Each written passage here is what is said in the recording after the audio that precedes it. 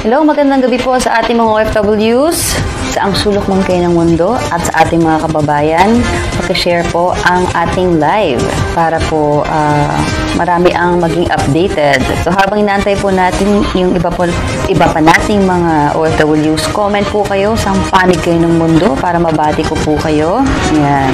Share po natin. Ayan po. So, yung mga naka-tune in na, batiin muna natin.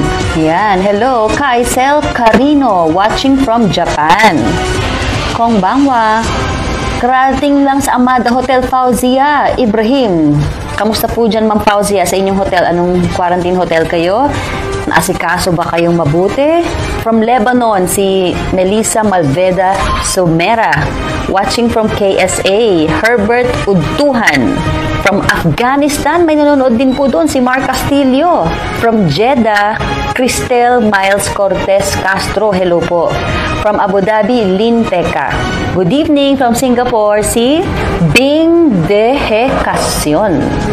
Abu Dhabi, Sweetie ko, Irene. Ayan. And from Hong Kong, hindi ko maintindihan yung pangalan. Ayan. Sabi ni Rihanna Jean Leaban. Hello, ma'am. Thank you sa pag-renew ng OWA membership ko. Ay, hello! Rihanna Jean Leaban. Ayan, siya po yung nanalo ng ating paraffle ng renewal ng OWA membership. Si Jean ay nasa Saudi. Ayan. So, sa mga OFWs natin na hindi alam kung active or inactive OWA member sila, pwede nyo pong malaman yung status ng membership nyo. Paki-download po ang OWA mobile app sa inyong cellphone. Andoon yung instructions, makikita nyo kung kayo ay active or inactive. Kung wala pa kayong account sa ating OWA mobile app, meron doon sa ilalim sign up, di ba? Parang Facebook lang yan. So, sign up, tapos magre-register po kayo. Pifill upan nyo yung mga informasyon na kailangan doon at padadalahan kayo ng confirmation sa inyong email para ibigay ang inyong username at password. Okay?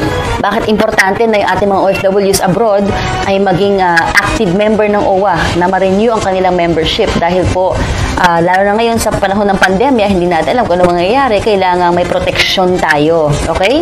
1,250 pesos lang po kada 2 taon na yan. At mas marami po kayong mapapakinabangan at mga programa, benepisyo, serbisyo kaysa sa kayo ay hindi aktibong member. Okay ba yun? Okay. So, ang update po, good news, di ba? Kasi nga marami tayong mga kababayan na gusto nang umuwi dito sa ating bansa. Pakipusuan nga kung okay ang ating audio. Okay, puso. Ang ating mga kababayan abroad, gusto na umuwi, gusto na magbakasyon,